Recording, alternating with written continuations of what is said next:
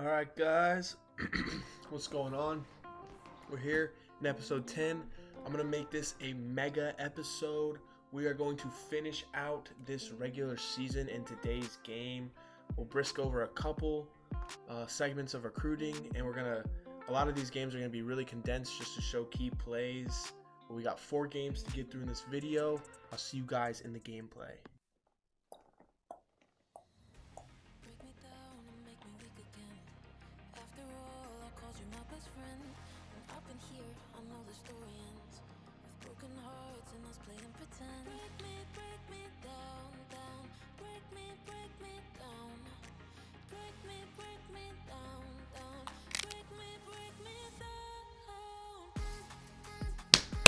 Let's go! Defense goes out, gets the stop. We get the ball back.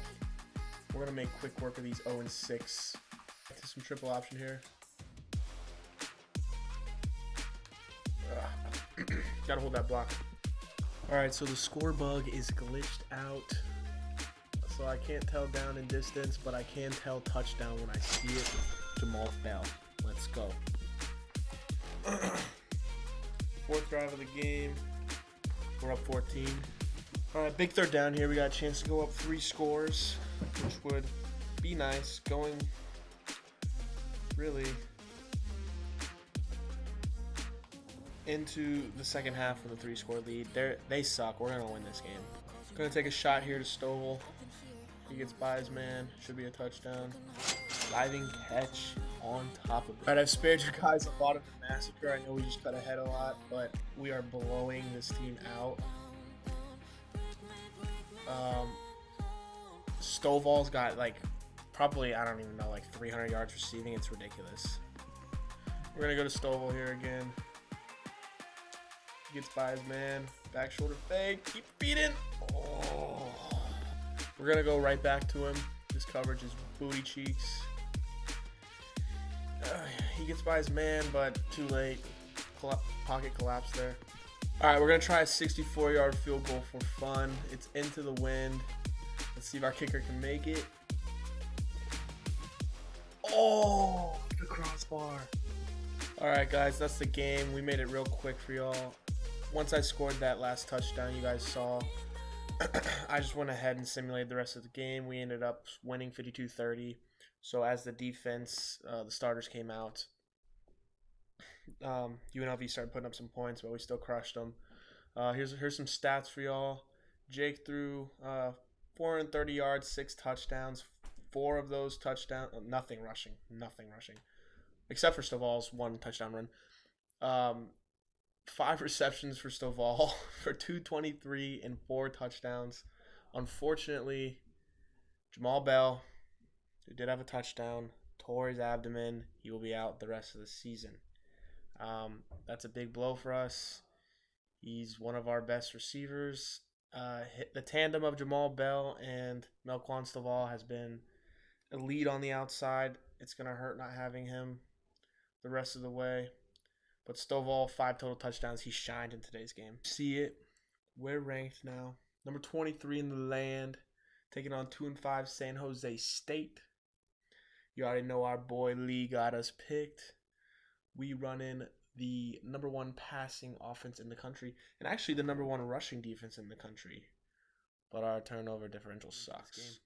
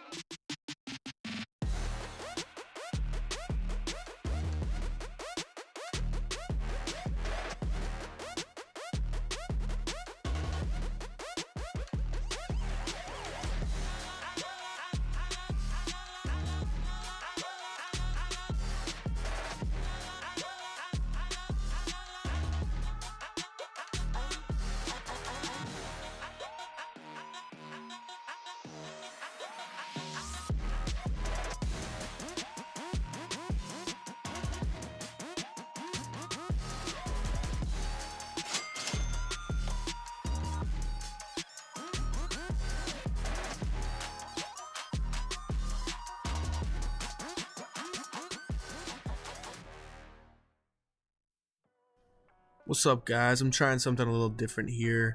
Doing a little narration over the video for this second game of this episode. As you can see, we started off a little bit rough with San Jose State, but we quickly got on top, started asserting our dominance as one does. Nice little hurdle there by Brian Grant.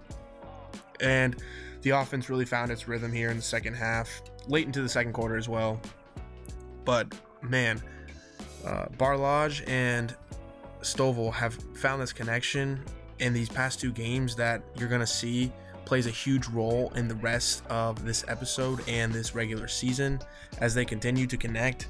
Stovall ends up having multiple 200-plus yard receiving games with 3-4 touchdowns. He ends up having a crazy season and just goes off.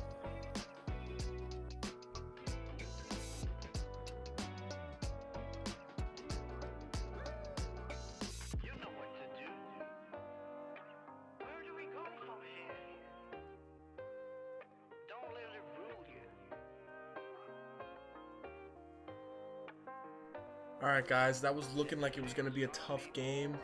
You can see the final score there, obviously, though. We took over in that second half. Here's the player stats. Jake went off again for another 300-yard passing game. Rushing, we really didn't do all that much, but Brian Grant did get in the end zone twice. And then receiving. I think Melquan Stovall is just making a late push for the Belindikoff. I think he wants it, man. So another baller game. We targeted him a lot because he's just been having his way with defenses. So I'll see you guys in the next game. Just wanted to take a second to look at those statistics. I mean, we've got to have one of the better offenses in the country. But Wyoming is also pretty freaking solid. They're a lot more well-rounded than we are too, being able to run the ball as well. I think this could be a pretty tough game. All right, here we go. This could, I mean, at this point in the season, this could be our biggest game of the season.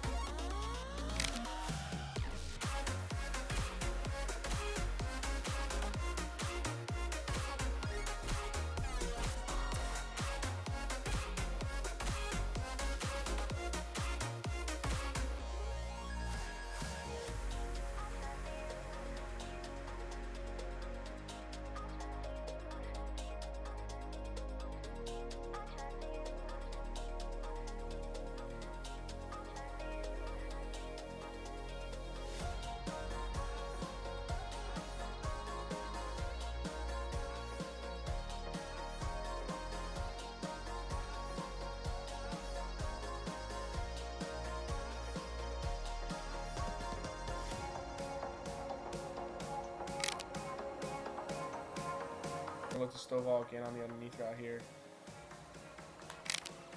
Get a little juke. Oh! Oh, dude!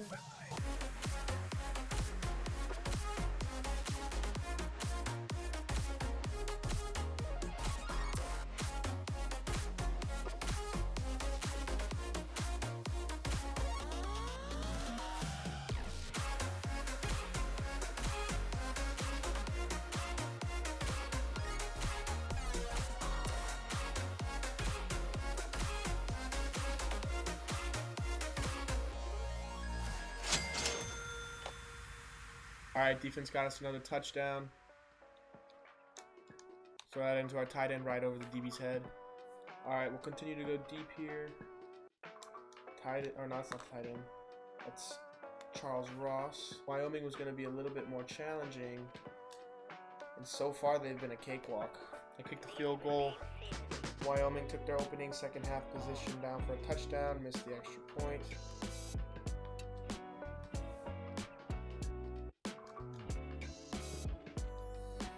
Risky throw. But it's crazy. That first game against Oregon State, the offense was all out of whack. We threw lots of turnovers. We couldn't run the ball. We still kind of can't run the ball.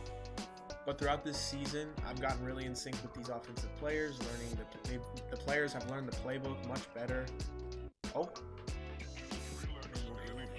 He's too slow. Oh, close though. If that was Brian Grant, that would have been a touchdown. But we're going to let Morrow finish this drive off. He hasn't played in quite some time. That'll be his first touchdown since like week 3. But yeah, these players, they've learned the playbook much better. Grant. Oh, man. Grant, he's just a better running back, man. He's so much faster. As I keep trying to say, our players, they've learned the playbook much better. And this offense is just in a rhythm now that no one can stop.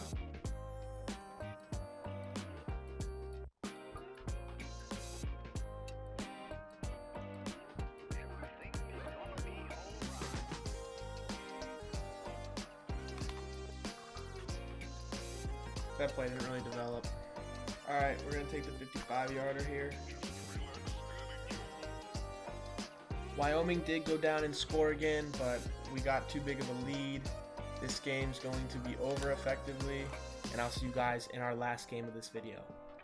Alright guys, so I would go on to kick one more field goal. Wyoming would then get the ball back, take it down, score again, which would make it end up being an 11-point game. Still a good victory on the road against the 7-2 Wyoming team. Not a bad win at all. We have 2 more games to go in this regular season. We're going to knock those 2 out real quick. First one's against Fresno State. Alright, Fresno State got the ball first. They took it down and scored.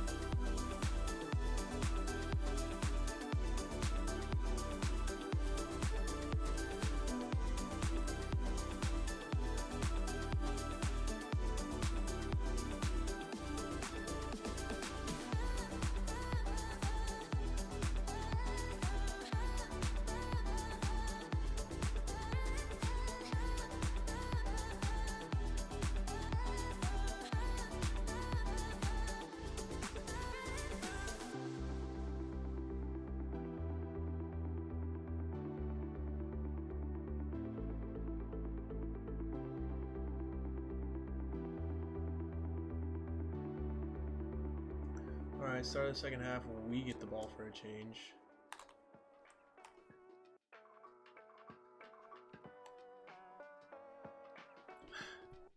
Alright, some more triple option here.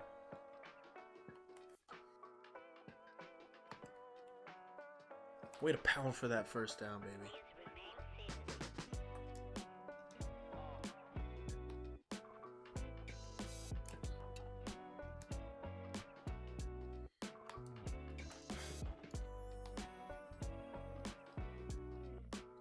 Alright, we're gonna run it in here.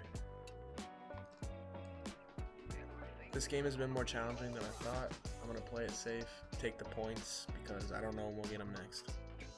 Defense finally gets a stop. Let's try to run this clock out.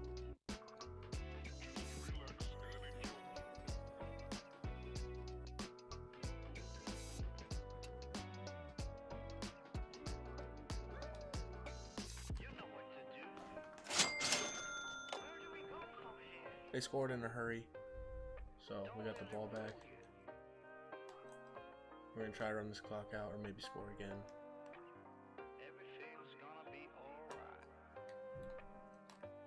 We got to run the ball. Big third down here. Blocking works. Keeping the ball on the ground here. Really want to win this game. Keep that season alive. First down here is basically going to do it. So let's get it. Good run there. Big hit. All that's left to do is to really run this clock down. And then that'll be game. Alright guys, that's going to do it. We're going to escape Fresno with a close 3-point win. I'll see you guys in the next game. Alright, here we are for the final game of this episode. Taking on 4-7 Utah State Aggies. Someone let me know what an Aggie is in the comment section. Alright, here we go. I like that. Go Redmond, go big boy. Yeah. I had to throw the shades on because the future is looking real bright right about now for Nevada. We're about to make quick work of these Utah State Aggies. And then we're going to head on to the conference championship. But in all seriousness, you know, going 11-1 in our first season after the program went 3-9 the year before we took it over. That's some serious stuff. Good catch there. It's not an easy thing to do. Our players really bought in. You know, as a college athlete who's been at a staff where a coach got fired, it's not an easy thing to come in and to work with these coaches you didn't get recruited by, you never worked with, and to just accept these coaches and believing in us. And ultimately, it's going to lead to one of the best seasons in Nevada history. It's going to lead to an undefeated conference record, a 10-1, about to be 11-1 season, because we are going to beat Utah State. And I don't think we're going to make Natty or anything this year, but we're going to be in a good bowl game. It was a good year for the Nevada Wolfpack. Give me those ankles, boy. Let's go deep here.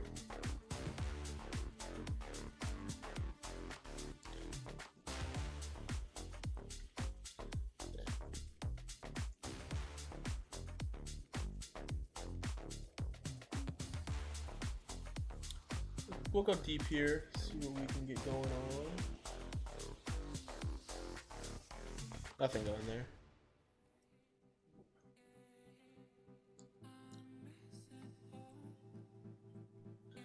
So, we're driving here. Semi-important third down. We'll just go to the tailback there.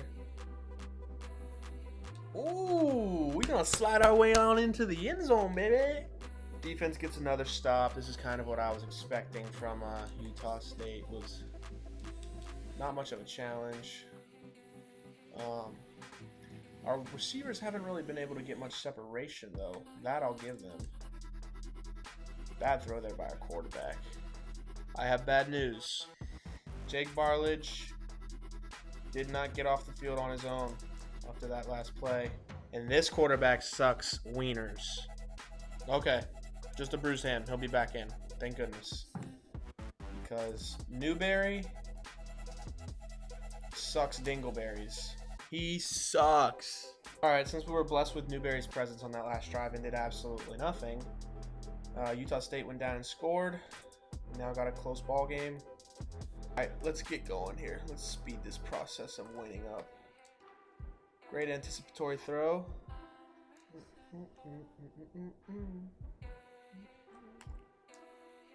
Staying. I hate that big circle, though.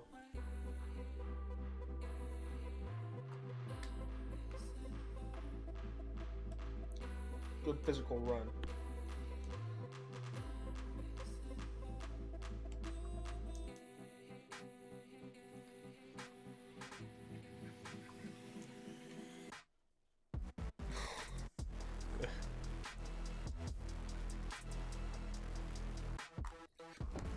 Morrow sucks, dude. He's terrible. The crazy thing is, Morrow is a 78 overall, I believe. He's only a sophomore, redshirt sophomore. But I can't believe how bad he is. And he's in because I cannot wait for Ricky Carr to get on campus so that our backup won't have to be Morrow either. Because Morrow is T-R-A-S-H trash. But you know who isn't? John Humphreys. Tutty, baby. Alright, we're still whooping that Aggie ace. Stovall's going to drop a gift. I just had a little conversation with Stovall on the sideline that you guys didn't get to hear. But I basically asked him, I said, hey, champ, you know you're leading. You're the leader in the Belindikoff race right now. Do you want to win it or not? And he said, yeah, coach, I want to win it. And I said, well, man, you got to catch balls then. You got to catch those 50-50 balls. And here he is, not catching 50-50 balls. Especially when you got to step on the DB. You got to make the catch. So let's see what he chooses to do on this play. I'm going to look to him.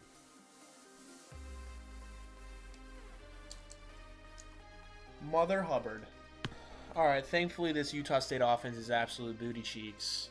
They got stopped on their opening drive of the second half. So we got the ball back. Alright, let's run a little triple action. Daddy loves himself some triple. Alrighty here. They keep sending a lot of pressure. Holy moly, that was a big hit. They keep setting a lot of pressure, which is forcing me to get rid of the ball quicker. So I've ended up throwing a lot of dink and dunk passes to Brian, my boy Brian, and he's having himself a game receiving wise. The unfortunate side to Brian is that he has no acceleration and no stamina. But unlike Morrow, he at least has speed, which is helpful. Alright, I just had another meeting with Stovall on the sideline. I asked him, I said, it's time to win the Belindikoff. He said, yes, coach. And I was going to throw him the ball there, and he got no separation. Dude, he's getting covered by a defensive end. What in the hell? How, Stovall? You're a Belindikoff finalist getting covered by a D end. Alright, 2nd and 10.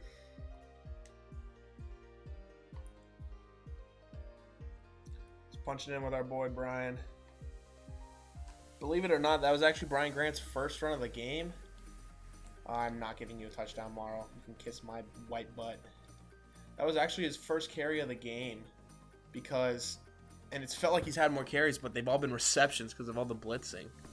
Alright, Utah State would take their next drive down and score. I would return the kickoff for a touchdown. That's how we've gotten to where we're at score-wise. But yes, I want Morrow to be good because if I'm at Nevada for the next couple years, I don't know what I'm going to do in the offseason yet, but let's just say I'm at Nevada for like another year or two. He's going to be here, and like it'd be nice for him to be good, but he's just not. Like, he'd take a run that Brian Grant would have. Like, Brian Grant would run the ball for 10 yards, and on that same exact play, Morrow would run it for 4 because he's so damn slow. Brian Grant is just a better back. And because I've been spoiled with his beauty as a running back, it's just made me dislike Morrow. But we're going to finish this game off, run this clock down, and I will see you guys in the menu. Alright guys, that's going to do it for this video. I hope you enjoyed. It was a longer one, 5 games in total. We probably won't do something like this very often, but I wanted to get this season over with and get to the conference championship game and the bowl game. As you can see, next video we'll be taking on the number 15, 11-1 Boise State Broncos. That's going to be a good game. Their only loss of the season was the number 8 Washington, who is also playing in the Pac-12 title game. So stay tuned for that episode. It's going to be a banger. It's going to be a tough game. It's going to be a physical game. But we're going to come out on top because the Pac